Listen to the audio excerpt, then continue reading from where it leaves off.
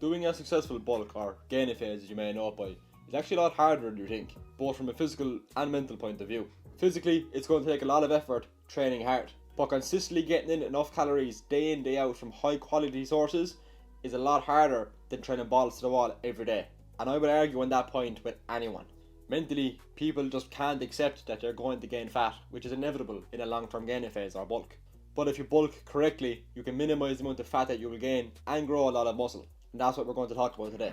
I'm someone who has spent a lot of time in a gaining phase since I first started in the gym. So you could say I've learned quite a thing or two, and I faced all of the possible challenges that you may encounter. Your starting point. If you're not already lean enough, you should not bulk. I don't care what the current winter arc trend is. If you're not lean enough, do not bulk. The fact of the matter is, if you go into a bulk when you're already holding on to a bit of fat, then you're not going to be able to bulk for as long as you should be able to gain sufficient amount of mass. If you start bulking when you're already holding on to some fat, there are two things that are going to happen. Firstly, you won't be able to bulk long enough to see any reasonable results. Why? Because you'll get too fat. As we established already, when we go into a bulk or a gaining phase, it's inevitable that we're going to gain some fat. Nothing excessive, but it will be there. And if you're already holding on to some fat before you even begin, and then you gain more fat on top of that, you're going to have to cut your bulk short, because inevitably your body composition is going to go to shit. Which brings me to point number 2. Your body, or our bodies as humans, is much more responsive to muscular growth at a leaner body composition.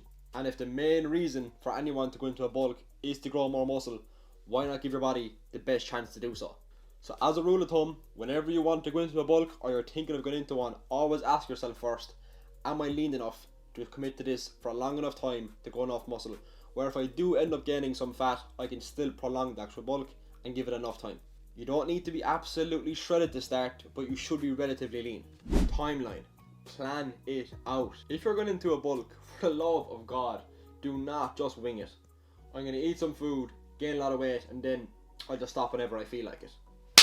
Failing to plan is planning to fail. Think just like a sailor. You know which country you're in, you know which country you want to get to, and you know exactly what you need to do to get from point A to B, which is what you're going to find out in this video. Now you're going to see how all of this pieces together, which brings me on to point 3. How much weight should you gain per week, month, year? I probably should have put this in point number 2.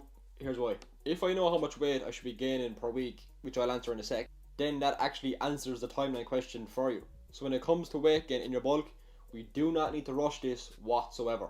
We as humans can only gain so much muscle at one time, so unfortunately, more food does not equal more growth. Eat more fucking food, that's gonna make you bigger. For males, 0.3 to 0.5 kg, and for females, 0.2 to 0.3 is more than enough to gain per week. For any of the American audience watching this, that's half a pound to a full pound per week for males, and 0.3 to 0.8 pounds per week for females. Let's put an example together. John here is 70 kilos, he's relatively skinny, and he knows he needs a bare minimum of 6 months to see any reasonable results in his bulking phase. And if he knows he's aiming for 0.3 to 0.5 kilo gain per week, let's just make it 0.5 for the ease of this video. Put that across 24 weeks, 6 months, quick maths. And John ends up weighing 82 kilos at the end of his bulk with a total of a 12 kilo gain. Mission success. Let me tell you now, if you rush your weight gain in your bulk, that is a one-way ticket to getting fat. Simple as. That's if you're a natural athlete, of course. Don't know the power of the dark side. Don't rush your weight gain. Which brings me perfectly onto the next point. Calorie consumption. You do not need copious amounts of calories to grow muscle. All a calorie surplus is actually for is to give your body that extra bit of energy to train and fuel your growth. So for your calorie surplus, just find your maintenance and then add 150 to 200 calories onto that, and that's more than enough to start off with. I'll leave a link to a reliable calorie calculator down in the description. All you need is your height, weight, gender, and your current activity level. I would recommend going a level below what you think your activity level is, because I have found that to be more accurate, so I leave that below. Of course, you will need to up your calories as you go on, but make these adjustments as small as possible. I'm talking 100 calorie bumps only when you really need to. When it comes to upping your calories, ideally do this with carbohydrates, so that can be as simple as adding in 25 grams to 40 grams more of carbohydrates per day. Do your best to get these carbs from actually good quality sources like rice, potatoes, etc. That will just stand to your health in the long term.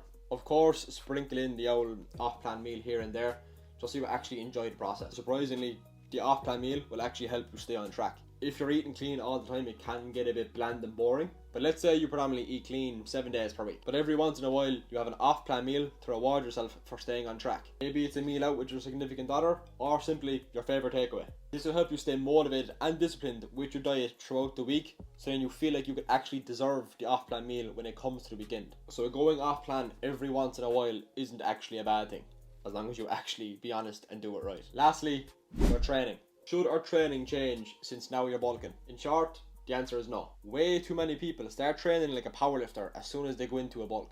But if your main reason for going into a bulk is to grow more muscle, does that not defeat the whole point of doing it in the first place? Let me know your opinion below. The most important thing that you can do in your bulk is to absolutely ensure that you're getting stronger week by week.